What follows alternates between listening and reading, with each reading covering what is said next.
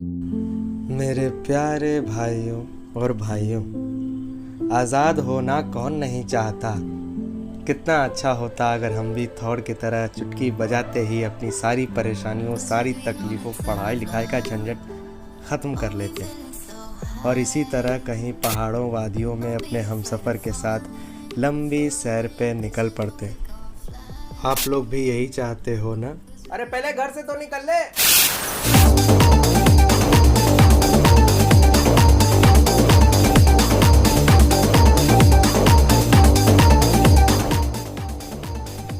अब चल पड़ते हैं सैर पे, मेरा मतलब है क्वेश्चन पे। एनसीईआरटी का 7 नंबर क्वेश्चन है। ये दो लड़के रवि और सोनिया की कहानी है, मेरा मतलब क्वेश्चन है। क्या बोल रहा है क्वेश्चन में? There is a circular path around a sports field. Sonia takes 18 minutes to drive one round of the field while Ravi takes 12 minutes for the same. मतलब यहाँ बोल रहा है सोनिया जो है एक स्पोर्ट फील्ड है उसका चक्कर लगा रही है, 18 मिनट में एक चक्कर पूरा करती है, और रवि जो है 12 मिनट में ही पूरा चक्कर कर लेता है। Suppose they both start at the same point at and the same time. मतलब बोल रहा है कि दोनों एक ही समय में एक ही जगह से शुरुआत करते हैं और go in the same direction, मतलब सेम डायरेक्शन में ही निकल पाते हैं। After how many minutes will they meet again at the starting point. मतलब कितने मिनट बाद वो एक बार फिर से स्टार्टिंग पॉइंट पे मिल जाएंगे। ये बनाने का सिंपल सा तरीका है, हमें सिर्फ ये पता लगाना हो कि इसमें हम एचसीएफ करेंगे या एलसीएम करेंगे। एनसीईआरटी की बुक में आपको सीधे बता दिया जाएगा एचसीएफ या एलसीएम, लेकिन यहाँ पे हम बताएंगे ग्राउंड रियलिटी पे कि क्यों एचसीएफ होगा या क्यों एलसीएम होगा। तो सबसे पहले हम क्या लिख लेते हैं, सोनिया कितने मिनट लेती है अपने राउंड को पूरा करने में। लिख लेते हैं Sonia takes for one round 18 minutes, okay, and Ravi takes for the same 12 minutes, okay. Ravi takes 12 minutes to complete one round.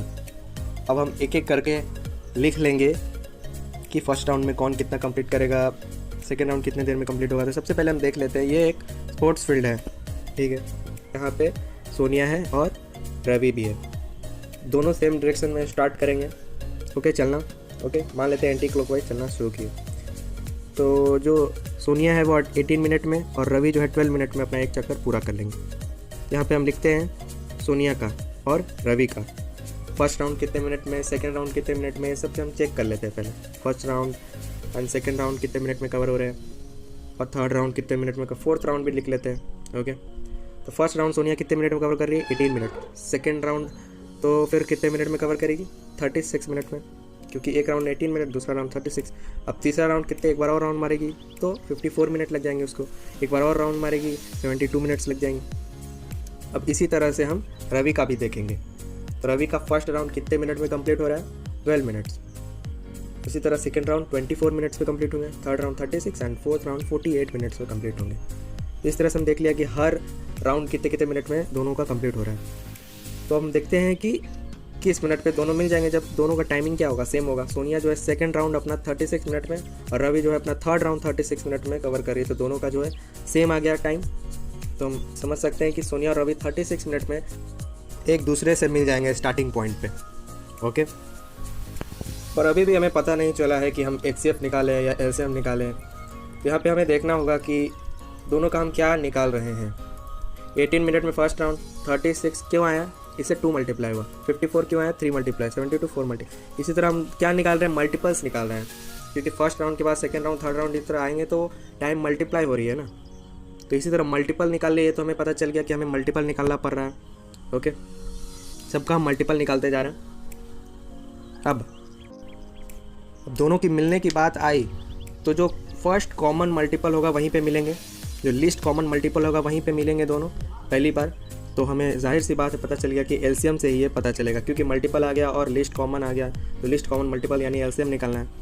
तो LCM of 18 and 12 will give the required number, okay.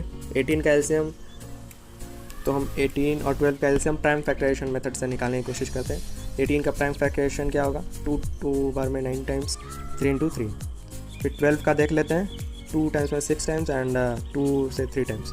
18 को क्या लिख सकते हैं? 2 × 3 × 3 एंड 12 को 2 × 2 × 3, ओके।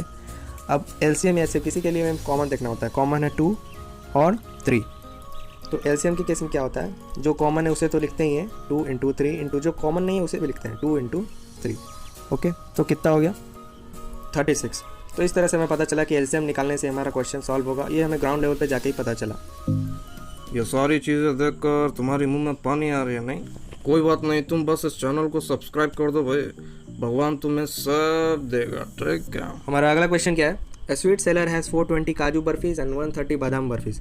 मतलब उसके पास 420 काजू बर्फी है और 130 बादाम बर्फी है। She wants to stack them in such a way that each stack has the same number and they take up the least area of the tray। जो ट्रे में उसको सजाना है उसका लीस्ट एरिया ऑक्यूपाई होना चाहिए। What is the number of that can stack of? Stack जिसमें एक के ऊपर एक बर्फी को रखा जाता है। इसके लिए हमें देखना होगा HCF निकाले या LCM निकाले। तो सबसे पहले हमें ग्राउंड लेवल पर जाकर वर्क करना होगा। इसके लिए हम चलते हैं कॉपी पे, देख लेते हैं कि 420 क्या है, काजू बर्फीज है, लिख लेते हैं हम। और 130 क्या है, बादाम बर्फीज है। तो आपको NCERT के बुक में सीधे आपको लिख दिया जाएगा कि इन दोनों का HCF निकालने से आपका सोल्यूशन आ जाएगा, लेकिन वहाँ आपको अच्छे तरीके से नहीं बताया जाएगा कि क्यों इसका HCF निकाला जा रहा है। मैं आपको बताता हूँ कि यहाँ पे हम HCF ही क्यों निकाल रहे हैं हम लोग। तो सबसे पहले हम एग्जाम्पल से समझते हैं। मान लीजिए कि एक 10 बर्फ़ी है, इसको प्लेट में सजाना है, तो 10 का फैक्टर 2 और 5 होता है। तो पहले हम 2 बर्फ़ी अगर लें तो 5 प्लेट में आ जाएंगी, ठीक है। उसी तरह उसका फैक्टर 5 भी है, तो 5 अगर बर्फ़ी एक साथ लें तो 2 प्लेट्स में आएंगी, ठीक है। तो ये क्या हो रहा है, 10 की क्या है, ये दोनों फैक्टर्स ही हैं। तो हमें उसी तरह बर्फ़ी और काजू की जो बर्फ़ी है और बादाम की, उसे उसका फैक्टर ही सजाना होगा। एक के ऊपर एक जो स्टैक बनाएंगे उसके फैक्टर्स को ही बनाएंगे, ठीक है। तो यहाँ से हमें पता चला कि हमें फैक्टर की ज़रूरत पड़ेगी, ठीक है। फॉर लिस्ट एरिया हमें क्या मिनिमम नंबर ऑफ स्टैक चाहिए होंगे प्लेट पे। तो मिनिमम नंबर ऑफ स्टैक्स के लिए क्या हमें ज़्यादा से ज़्यादा बर्फ़ी हर स्टैक में चाहिए होंगे, ठीक है। तो यहाँ से हम HCF की ओर धीरे धीरे जा रहे हैं। फैक्टर निकला F का, F हमें पता चल गया कि फैक्टर यहाँ निकालना होगा। फिर लिस्ट एरिया के लिए हमें देखना होगा कि हर स्टैक में ज़्यादा से ज़्यादा होगा, मैक्सिमम बर्फ़ी डालने होंगे हर स्टैक में, जिसे हमें पता चला हाईएस्ट का भी पता चल गया, ठीक है। मतलब क्या हो गया कि इस स्टैक में अगर मैक्सिमम नंबर ऑफ बर्फीज होंगे तो हमारा एरिया क्या होगा, लिस्ट ऑक्यूपाई होगा, लिस्ट एरिया ऑक्यूपाई होगा मैक्सिमम फैक्टर के लिए, which is greatest number of barfis. Greatest का भी हमें पता चल गया, मतलब ग्रेटेस्ट किसके लिए, हाईएस्ट के लिए। तो एज का भी पता चल गया हमें, HCF में H और F का पता तो चल गया। अब हम देखते हैं बोथ बर्फ़ी जो है, अब हमारे पास 2 टाइप की बर्फ़ीज़ हैं, काजू बर्फ़ी और बादाम बर्फ़ी। और इस तरह से सजाना है कि दोनों का स्टैक का हाइट जो है वो सेम होना चाहिए, जिसका मतलब ये भी है कि दोनों का जो फैक्टर लेंगे हम सजाने के लिए, वो दोनों का फैक्टर भी कॉमन होना चाहिए। यहाँ से हमें कॉमन का भी पता चल गया, तो तीनों चीज़ पता चल गया, H से हाईएस्ट, कॉमन, फैक्टर। तो HCF जाहिर सी बात। तो यहाँ पे हम HCF निकालने जा रहे हैं किसके, 420 और 130 के। तो सबसे पहले हम क्या प्राइम फैक्टराइजेशन मेथड से ही निकालेंगे। तो 420 का क्या करेंगे, प्राइम फैक्टराइजेशन कर लेते हैं। 420 का क्या होगा, 2 टाइम्स में 210, फिर 2 से टाइम्स में 105, फिर 3 टाइम्स में 35, फिर 5 टाइम्स में 7, ओके। तो 420 को हम क्या लिख सकते हैं, 2 into 2 into 3 into 5 into 7, okay. उसी तरह 130 का भी हम प्राइम फैक्टराइजेशन कर लेते हैं। तो जगह कहाँ पे, ऊपर में ही कर लेते इधर 130 का भी। तो क्या आएगा, 2 टाइम्स में 65, फिर 5 टाइम्स में 13, क्योंकि और किससे नहीं डिविजल है। तो 2 इंटू 5 इंटू 13। यहाँ पे हम क्या देखेंगे, सबसे पहले कॉमन देखेंगे, 2 कॉमन है और एक 5 कॉमन है, ठीक है। तो हम HCF के लिए क्या करते हैं, जो कॉमन है वही लिखते हैं सिर्फ।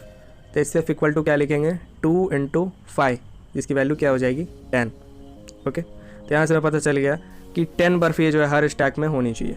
अब हम चलते हैं सबसे आसान सवाल पे। अबे आसान सवाल का फोटो है, कौन सा फोटो है? Sorry for the disturbance. यहाँ पे हम देखते हैं अगले सवाल के बारे में। क्या दिया हुआ है, HCF of 306 and 657 is 9 and find LCM। HCF क्या दिया हुआ है, 9, और LCM फाइंड करना है। तो LCM फाइंड करना से क्या मान लेते हैं हम, x, ओके। और यहाँ पे हम एक प्रॉपर्टी जानते हैं कि HCF into LCM equal to क्या होता है, प्रोडक्ट ऑफ इवन नंबर्स। मतलब जिस नंबर्स का LCM और HCF फाइंड करना है, उन दोनों नंबर्स का प्रोडक्ट जो है उसके LCM और HCF के प्रोडक्ट के इक्वल होगा। तो इसी प्रॉपर्टी का यूज़ करके हम इस क्वेश्चन को सॉल्व करेंगे। तो सबसे पहले HCF की जगह क्या लिख देंगे, 9, और LCM की जगह x लिख दिया। प्रोडक्ट ऑफ गिवन नंबर्स निकाल लेंगे, क्या है, 306 इंटू 657, ओके। यहाँ पे मल्टीप्लाई नहीं करेंगे, पहले हम 9x इक्वल टू 306 इंटू 657। अब यहाँ पे x की वैल्यू हम क्या लिख सकते हैं, 306 इंटू 657 डिवाइडेड बाई 9, अब इसी तरह हम मल्टीप्लाई अगर कर लेते तो डिवाइड करने में मुश्किल होती, इसीलिए हम यहाँ पे मल्टीप्लाई नहीं किए थे, और 9 से 3 टाइम्स में और अगली बार में 4 टाइम्स में। यहाँ पे 34 × 657 कीजिएगा तो यहाँ पे आ जाएगा आपका 22,338। ये आपका सोल्यूशन हो गया। अब हम चलते हैं अगले क्वेश्चन की ओर, जो कि लास्ट क्वेश्चन भी है हमारा और सबसे इंपॉर्टेंट क्वेश्चन भी है, क्योंकि बहुत सारे बच्चों को इसमें परेशानी होती है, नहीं समझ में आता है। तो क्वेश्चन है 6 to the power n can end with 0 check करना है for any natural number n। तो सबसे पहले हम एक बात जान लेते हैं कि any number can and with 0 if it is divisible by 2 and 5। 2 and 5 both से अगर कोई डिविजिबल हो तो वो नंबर 0 से एंड होगा।